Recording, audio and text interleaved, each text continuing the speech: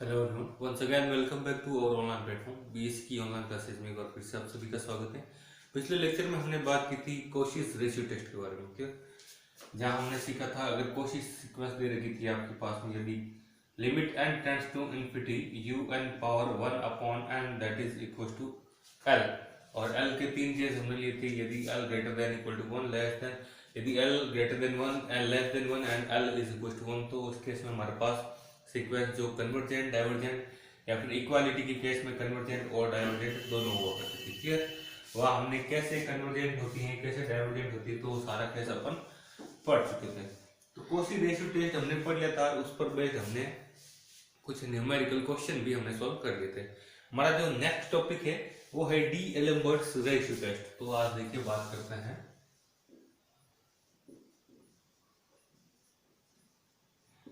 D d'Alembert's ratio test, है d'Alembert's ratio test.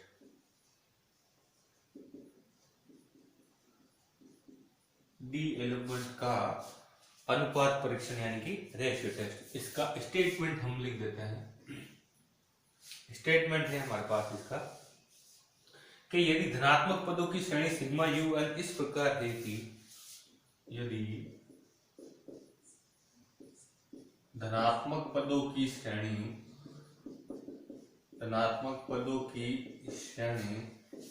Sigma you N इस प्रकार है कि हमें दे दी जाए limit n tends to infinity u n upon u n plus 1 that is equals to l। तो हमारे पास में यहाँ पर तीन केस होंगे कि यदि आपका l ग्रेटर देन 1 हो तो इस केस में भी हमारी सीक्वेंस क्या होगी, कन्वर्जेंट होगी। If l is greater than 1 then sequence is convergent sequence होगी। दूसरी बात, यदि आपका l एक से छोटा हुआ तो उस केस में डाइवर्जेंट हो जाएगी, डाइवर्जेंट सीक्वेंस या फिर डाइवर्जेंट सीरीज, क्लियर। तीसरी बात कि यदि आपका l इज इक्वल टू 1 है तो इस केस में कन्वर्जेंट या फिर डाइवर्जेंट दोनों हो सकती हैं। और इसका जो भी अपन आगे टेस्ट करेंगे या वो आपकी l इक्वल टू 1 आएगी तो आपकी लगभग वो ज्योमेट्रिक सीरीज में चली जाती है और वहां से हम उसके रेशियो के हिसाब से पता कर लेते हैं। अगर वो -1 से 1 के बीच में है तब तो वो आपका कन्वर्जेंट होता है, और 1 से ग्रेटर देन या इक्वल होता है तो वो डाइवर्जेंट होता है। वो हमने ज्योमेट्रिक सीरीज में सीख लिया था। तो हमारे पास ये तीन बातें हैं, ये हमें सिद्ध करनी, क्लियर है। तो प्रूफ की ओर बढ़ते हैं। देखिए मैं यहाँ पर एक मान लेता हूं, एक लिस्ट पॉजिटिव मान लेता हूं, पॉजिटिविटी से एप्सिलॉन। एप्सिलॉन कुछ ऐसा मानना है कि वो न्यूनतम संख्या मान लेते, कोई प्राकृत संख्या m जो कि अगर n से छोटी हुई यानी कि n is greater then m हुआ तो उस केस में हम इस सीरीज को क्या करेंगे। मैं यहाँ पर लाइन लिख देता हूँ कि किसी स्विच एप्सिलॉन ग्रेटर देन 0 के लिए, किसी स्विच का मतलब हमारी इच्छा से लिया गया यानी कि आर्बिट्रेरी एलिमेंट बोलते हैं इसको। किसी स्विच एप्सिलॉन ग्रेटर देन 0 के लिए एक एलिमेंट हम मान लेते हैं के लिए या के संगत एक ऐसी प्राकृत संख्या m विद्यमान है कि के लिए एक ऐसी प्राकृत संख्या m विद्यमान है कि हमारी ये जो प्रॉपर्टी है limit n tends to infinity वाली, इसके लिए आपकी जो सीक्वेंस दे रखी है u n upon u n plus 1, इस l को इधर भेजिए तो माइनस का l, इसका ले लीजिए आप मोड। तो ये जो भी वैल्यू है वो मिलनी चाहिए एप्सिलॉन से लेस देन, जहां की ये जो n होता है वो हमेशा हमारे इस आर्बिट्रेरी एलिमेंट के साथ लिए गए m से हमेशा क्या होना चाहिए, बड़ा होना चाहिए, क्लियर। ये जो m नेचुरल नंबर है इससे हमारा n ये जो सीक्वेंस वाला है वो इससे बड़ा होना चाहिए। या हम इसको क्या लिख सकते हैं, मोड की आपको पता है 2 वैल्यू होती है, एक प्लस के केस में लेंगे तो l को उधर भेज देंगे तो un अपॉन un+1, एल उधर जाकर प्लस हो जाएगा, यानी कि ये बना देगा एल प्लस एप्सिलॉन। और जब लेस देन होंगे तो ब्रैकेट हो जाएगा माइनस का, ये माइनस और ये हो जाएगा प्लस, तो इसको अपन माइनस वाले को टर्म को इधर भेज देंगे, इसको इधर भेज देंगे, या फिर क्या हो जाएगा एल माइनस एप्सिलॉन, और वो उधर चला जाएगा, यानी कि ये आ जाएगा एल माइनस एप्सिलॉन। क्लियर? इसको हम कह देते हैं इक्वेशन नंबर फर्स्ट, इसको हम क्या कह दे रहे हैं, इक्वेशन नंबर फर्स्ट कह देते हैं। क्लियर ना? अब मैं कुछ केसेस उठा लेता हूँ, केस उठा लेता हूँ। फर्स्ट केस है कि जब या फिर यदि L इज ग्रेटर देन 1, यदि L ग्रेटर देन 1, यदि L ग्रेटर देन 1, हमारे पास क्या केस दे रखा है, L ग्रेटर देन 1 हो, तो इस केस में हमें सीक्वेंस को क्या बताना है, वो क्या होगी, कन्वर्जेंट होगी। तो देखिए होगी या नहीं होगी वो बात की बात है। देखिए तो अपन लेट कर लेते हैं कि यहाँ पर इस केस में हम लेट कर लेते हैं कि हमारे पास ये जो हमें दे रखा है 1 माइनस एप्सिलॉन का है, ये रहा L माइनस एप्सिलॉन क्या हो जाएगा आपका, ग्रेटर देन 1 हो जाएगा। अगर L ग्रेटर देन 1 है तो ऑब्वियसली L माइनस एप्सिलॉन क्या होगा, ग्रेटर देन 1 ही होगा। क्लियर?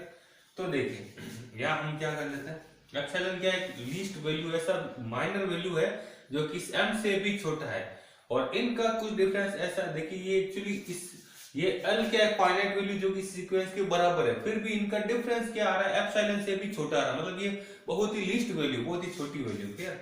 तो L ग्रेटर देन 1 होगा, इस केस में हम मान लेते हैं कि L माइनस एप्सिलॉन क्या है, ग्रेटर देन 1 है। तो एक चीज हम और मान लेते हैं, मैं कह देता हूँ ये जो इसका उल्टा ले लेते हैं, 1/L माइनस एप्सिलॉन, उसको मैं मन से क्या मान लेता हूँ, R मान लेता हूँ। क्या मान लेता हूँ, R मान लेता हूँ। तो इस केस में मैं यहाँ से इसको क्या लिख सकता हूँ, L माइनस एप्सिलॉन, उल्टा कीजिए, इसको क्या लिख सकते हैं, 1/R, 1/R is greater than 1, यानी कि क्या लिख सकते हो, R को उधर भेजिए तो R क्या आ जाएगा, लेस देन 1 आ जाएगा। R उधर भेजेंगे तो 1 ग्रेटर देन R, इसका मतलब R लेस देन 1 मिलेगा यहाँ से। क्लियर? तो देखिए बाय 1 इक्वेशन फर्स्ट में आ जाइए आप, इस केस में बाय 1 में आ जाइए। तो इस केस में देखिए हम क्या लिखेंगे, हमारे पास पड़ा L minus epsilon, L minus epsilon को आप क्या लिखते हो, इसको हम लिखते हैं 1/R, यानी कि 1/R, जिसको आप लिखते हो L माइनस एप्सिलॉन, और जो कि पड़ा है UN प्लस 1। इसका मतलब क्या हो जाएगा कि 1/R इज लेस देन है UN plus 1, since 1/R is less then UN plus 1। Cross multiple करवा लीजिए आप इसको, तो क्या मिलेगा, ये आ जाएगा यहाँ पर UN plus 1 is less then R into UN, ये मिलेगा। क्लियर? इसको कुछ इक्वेशन नाम दे देते हैं, अगर आप चाहे तो दे दीजिए। अच्छा, ये जो भी आप काम करें थोड़ा ध्यान रखिए, जहाँ के हमारे पास जो m चल रहा है वो क्या चल रहा है, ग्रेटर देन m चल रहा है, इस बात का आप थोड़ा ध्यान रखिए। n हमारे पास क्या चल रहा है, जो हमने वैल्यू ली है नेचुरल नंबर m, उससे क्या चलेगा, ग्रेटर देन चलेगा। क्लियर? नाउ अब यहाँ पर हम m की कुछ वैल्यू सकते हैं, n है क्या, m से भी बड़ा है, n क्या है, m से भी बड़ा, तो n के मान कुछ ऐसे रखने जो m से बड़े हो, तो m से बड़े मान लेता हूँ m+1 m+2 ये रख देते हैं। क्लियर? तो मैं क्या कर लेता हूँ, यहाँ हम रख देते हैं n is equal to m+1 m+2 m+3 and so on with dot dot dot dot रखने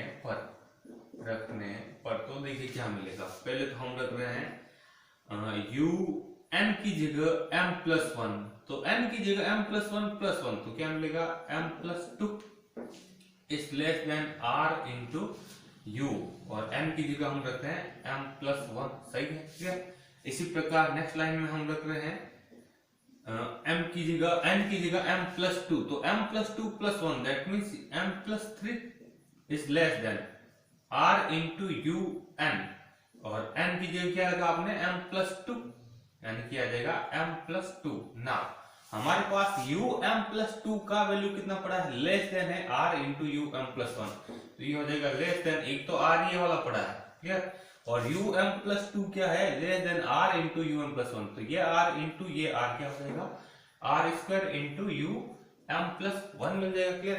इसी प्रकार क्या कर सकते हैं, अगर अपन इसकी जगह m+3 रखे, n की जगह m+3 + 1 दैट इज m+4, तो वो हमें क्या मिलेगा, R इंटू m+3 मिलेगा, जो कि क्या मिलेगा, R³ ऑफ m+1। और इसी प्रकार हमारे केसेस आगे से आगे चलते रहेंगे। तो इन सबको हम क्या लिख देते हैं, ऐड कर देते हैं by adding all the terms, by adding all terms. तो हमें क्या मिलेगा, देखिए इधर इधर वालों को आप ऐड कीजिए, तो um+2 plus um+3 plus um+4 plus and so on with, इन सबको आपने ऐड किया तो ये सब वैल्यू क्या मिल रही है, लेस देन, ये मिल रही है हमें देखिए r into um+1, r² into um+1, r³ into um+1। तो इन सब में से हमारा um+1 क्या आ रहा है, कॉमन आ रहा है, um+1 क्या है, कॉमन है, तो मिल क्या जाएगा, r plus r² plus r³ ही मिलेगा, r plus r² plus r³ plus and so on with dot dot dot dot and so on.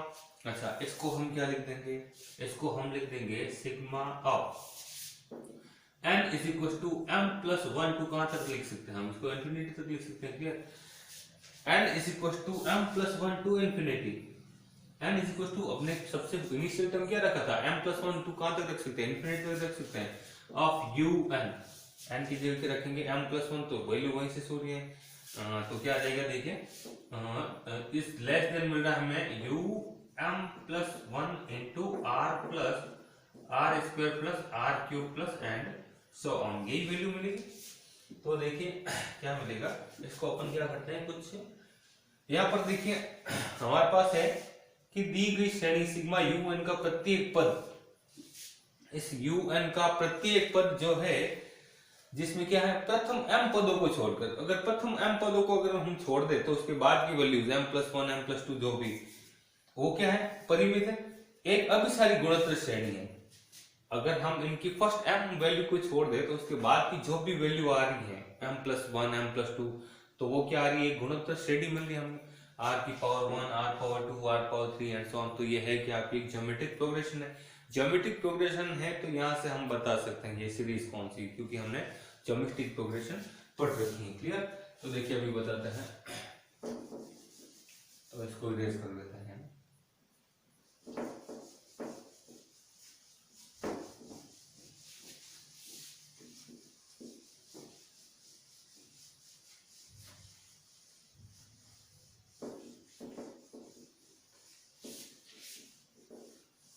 तो देखिए क्या लिखे, हम यहाँ पर एक लाइन लिख देते हैं,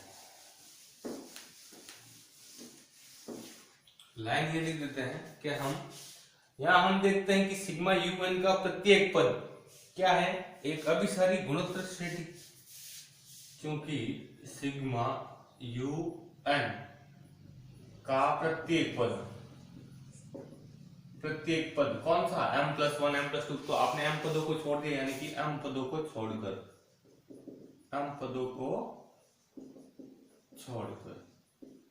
तो सिग्मा un का प्रत्येक पद क्या है, गुणोत्तर, अभिसारी गुणोत्तर श्रेणी है, क्या है, अभिसारी गुणोत्तर श्रेणी है,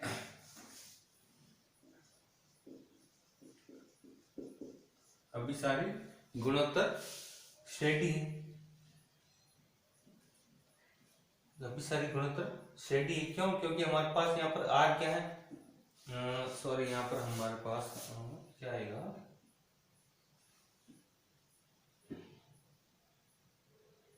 हमने यहाँ पर um+1 कॉमन ले लेता, क्लियर, तो यहाँ पर r ही बचेगा, एक्चुअली यहाँ पर 1 का कुछ गड़बड़ा रहा है, बिल्कुल सही, अपना काम बिल्कुल सही चल रहा है।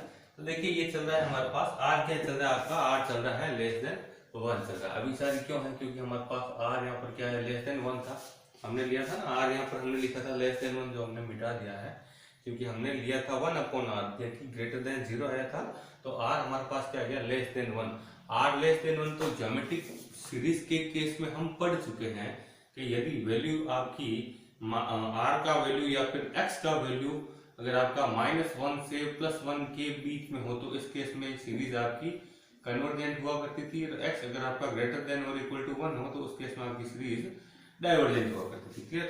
तो हमारे पास लेस देन 1 है, ये रहा लेस देन 1 के केस में क्या होगा, कन्वर्जेंट है। तो देखिए छोड़कर अभिसारी गुणोत्तर श्रेणी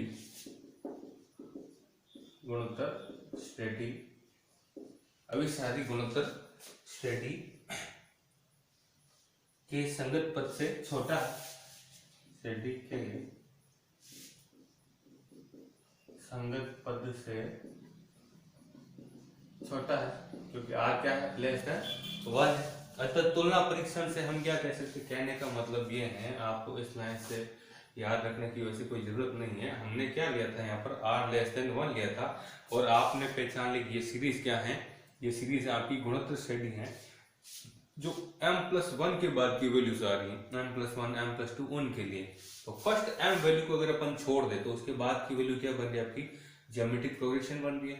तो इस केस में हम क्या कह सकते हैं, यहाँ से हम ये मिली कब है, जब आपने r लेस देन 1 लिया है। तो r लेस देन 1 हो तो वो सीरीज क्या होती है, कन्वर्जेंट होती है, बस ये बात है। तो यहाँ से हम लिख देंगे, इसलिए सिग्मा u n क्या होगी, ये होगी कन्वर्जेंट सीक्वेंस होगी। क्लियर, यही हमें प्रूव करना था। दूसरी बात, इसका केस नंबर सेकंड ले रहे हैं, वो लिया था हमने L ग्रेटर देन 1।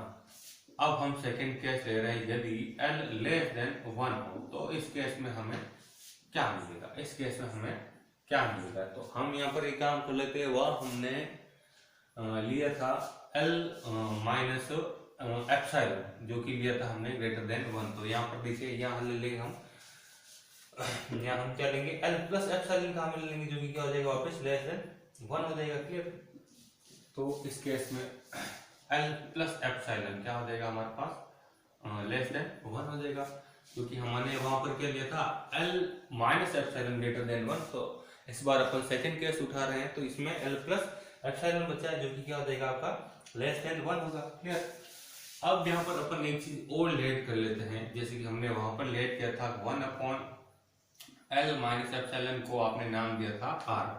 तो इसी प्रकार मैं यहाँ पर 1/L प्लस एप्सिलॉन को एक नया नाम दे रहा हूँ लैम्डा। क्या नाम दे रहा हूँ, लैम्डा। तो इस केस में देखिए क्या मिलेगा, तो लैम्डा के लिए आपने L प्लस एप्सिलॉन को, तो यहाँ से थोड़ा वापस कनेक्ट कीजिए आप इसको, तो देखिए क्या मिलेगा, क्योंकि L प्लस एप्सिलॉन, क्योंकि L प्लस एप्सिलॉन जो कि कौन है आपका, L प्लस एप्सिलॉन क्या मिल जाएगा, 1/लैम्डा। 1/लैम्डा इज लेस देन 1। इसका मतलब यहाँ से मैं क्या लिख सकते हूँ, यहाँ से लिख सकते हैं लैम्डा इज ग्रेटर देन 1 मिल जाएगा, लैम्डा इज ग्रेटर देन 1 मिल जाएगा। क्लियर, तो देखिए अब हम क्या करें, तो वापस समीकरण नंबर 1 में आप आ जाइए। समीकरण 1 हमारे पास क्या थी, un plus 1 is less than L minus epsilon, L plus epsilon था L माइनस एप्सिलॉन। तो आप काम इसके लिए कर रहे हैं, L प्लस एप्सिलॉन के लिए कर रहे हैं, तो यहाँ से आप इसको कनेक्ट कीजिए। तो यहाँ से आप लिख सकते हैं un plus 1 is less than L plus epsilon, and L plus epsilon that is equal to 1/लैम्डा, दैट इज 1/लैम्डा। यहाँ से हम क्या लिख देंगे, 1/लैम्डा लिख देंगे। क्लियर, तो यहाँ से मैं इन दोनों को कनेक्ट कीजिए, तो हम इसको सेंस क्या लिख सकते हैं, un plus 1 is less than 1/लैम्डा। क्रॉस मल्टीपल करवा लीजिए, तो देखिए क्या मिलेगा, लैम्डा इंटू un प्लस 1। तो un प्लस 1 की साइड में कौन सा साइन है, greater than, that is greater then from lambda into un। Clear, अब यहाँ पर देखिए, ये हमें un प्लस 1 यहाँ से क्या मिल गया, ग्रेटर देन मिला लैम्डा इंटू un। अब देखिए जब हमने, अच्छा ये काम भी आप किसके लिए कर रहे हैं, for every n greater than m के लिए कर रहे हैं। क्लियर, इस बात का आप थोड़ा ध्यान रखें। तो देखिए अब वापस काम वही करना है, यहाँ भी हमने m की वैल्यूज क्या पुट करेंगे, m+1 m+2, क्योंकि हमारे पास m है क्या, m लेस देन n है, यानी कि n m से बड़ा है। तो इस केस में m से बड़ा कब होगा, जब m से बड़े मान रख देंगे, यानी m+1 m+2 ये सारी वैल्यूज हम पुट कर देंगे, इसमें रख देंगे। तो देखिए क्या वैल्यू मिलेगी, again put n is equal to m+1 m+2 m+3 and so on. तो पहले हम पुट कर लेते हैं m+1 plus 1 that is um+2 is greater than lambda into un की जगह हमने पुट किया है m+1।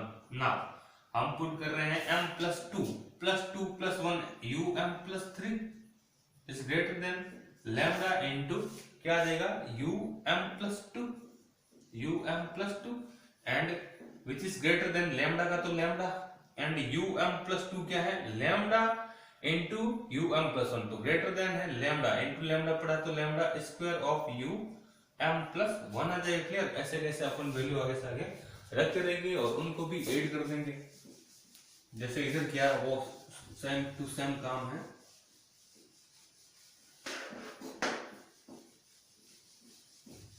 तो देखिए क्या मिलेगा।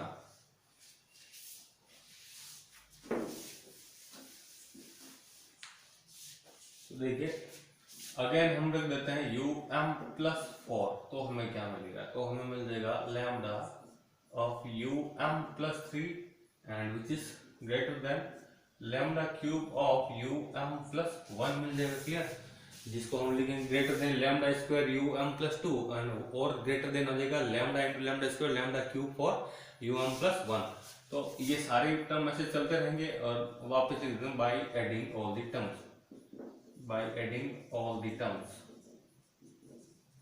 है ना। तो हमें क्या मिलेगा? देखिए ये रहा यू एम प्लस 2 से u m plus 2 plus u m plus 3 plus and so on. Clear? Is greater than इन सब में हमारा यू एम प्लस 1 आ रहा है कॉमन। तो हमें क्या मिलेगा? हमें मिलेगा lambda plus lambda square plus lambda cube and so on. Clear? अब थोड़ा यहाँ पर आप ध्यान रखने वाली बात है कि लैम्डा यहाँ हमने क्या लिया है, ये वापस सीरीज क्या मिली है? ज्योमेट्रिक सीरीज मिली है। लैम्डा हमारे पास क्या है? ग्रेटर देन 1 है। और लैम्डा काम किसका कर रहा है? कॉमन रेशियो का काम कर रहा है which is geometric progression for m terms, है ना, for greater than m plus 1 terms, है ना, फॉर आप लिख दीजिए फॉर m टर्म्स, है ना,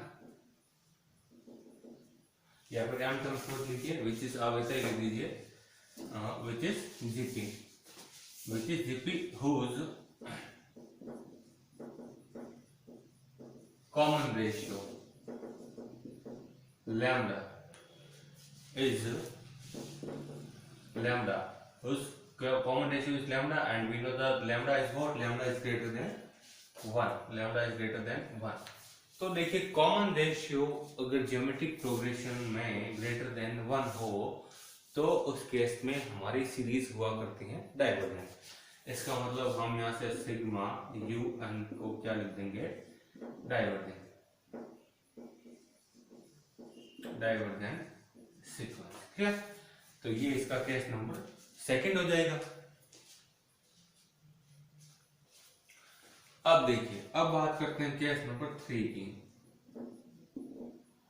केस नंबर 3 में क्या कर रहे हैं? देखिए केस नंबर 3 है हमारे पास L इज इक्वल टू 1 यदि L बराबर 1 हो। तो इस केस में हमें क्या रिजल्ट मिलेगा? देखिए L बराबर 1 होने के केस में हम क्या करें? तो यहाँ हम दो सीरीज लेंगे। यदि हम दो श्रेणी सिग्मा 1 अपॉन n और सिग्मा 1 अपॉन n इसको रियल लेता तो यहाँ हम दो श्रेणियां सिग्मा 1 अपॉन n तथा सिग्मा 1 अपॉन n स्क्वायर लेंगे। दो श्रेणियां ले लेंगे। अब बात करते हैं पहली श्रेणी के लिए, प्रथम श्रेणी के लिए। प्रथम श्रेणी के लिए हम लगाते हैं limit n tends to infinity un upon un plus 1 that is equals to. First case में आपने un लिया है 1 अपॉन n और सेकंड केस में आपने लिया है 1 अपॉन n स्क्वायर। तो बात कर रहे हैं हम फर्स्ट केस की, तो आपने un को क्या लिया है 1 अपॉन n, तो ये हो जाएगा 1 अपॉन n। क्लियर? और अपॉन में पड़ा un प्लस 1 तो वो क्या हो जाएगा 1 अपॉन un प्लस 1, तो वो ऊपर जाएगा तो वो हो जाएगा n प्लस 1 ऊपर की ओर, यानी कि ये हो जाएगा n प्लस 1 अपॉन n। क्या आ जाएगा n प्लस 1 अपॉन n। अच्छा लिमिट चल रही तो लिमिट भी पुट कीजिए। ये चल रहा है limit n tends to infinity, ये आ जाएगा n plus 1 upon n। Clear? बराबर limit n tends to infinity, इसको n को अपॉन n को अपन दोनों के साथ अलग अलग लिख दीजिए। n अपॉन n 1 हो जाएगा प्लस ये 1 अपॉन n आ जाएगा। क्लियर? तो जिसका वैल्यू आएगा क्या हमारे पास, इसका वैल्यू आएगा 1। क्यों? क्योंकि लिमिट n टेंड्स टू हम पर इन्फिनिटी पुट करें तो 1 अपॉन इन्फिनिटी का वैल्यू क्या होता है, 0 होता है। 1 अपॉन इन्फिनिटी का वैल्यू हो जाएगा 0, देन 1 प्लस 0 क्या देगा हमें, 1 दे देगा। तो अब देखिए ये सीरीज क्या है ये सीरीज क्या है, देखिए यहाँ पर n की पावर क्या है, 1, n की पावर क्या है, 1 है, 1 अपॉन n पावर 1। और हमने केस लिया था 1 अपॉन n पावर p के लिए।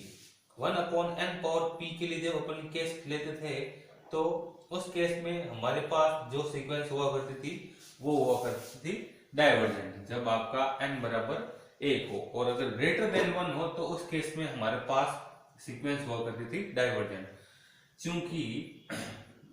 क्योंकि यहाँ पर p बराबर हमारे पास क्या है, 1 है, 1 अपॉन n पावर p होता है ना, तो p बराबर हमारे पास क्या है, तो इस केस में हमारे पास जो सिग्मा un होगी, जो हमारे पास यहाँ सिग्मा un होगी, जो कि हमारे पास पड़ी है 1 अपॉन n, है ना, सिग्मा 1 अपॉन n, तो वो क्या हो जाएगी इस केस में, डाइवर्जेंट हो जाएगी।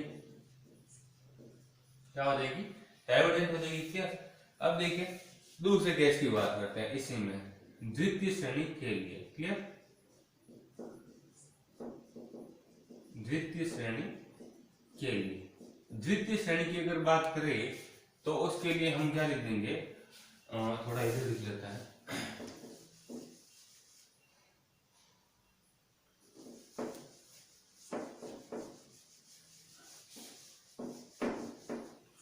तो यहाँ लिख देते हैं द्वितीय श्रेणी के लिए। तो देखिए क्या आएगा, द्वितीय श्रेणी के लिए ले रहे हम, यहाँ लिख दीजिए आप इसको, द्वितीय श्रेणी के लिए।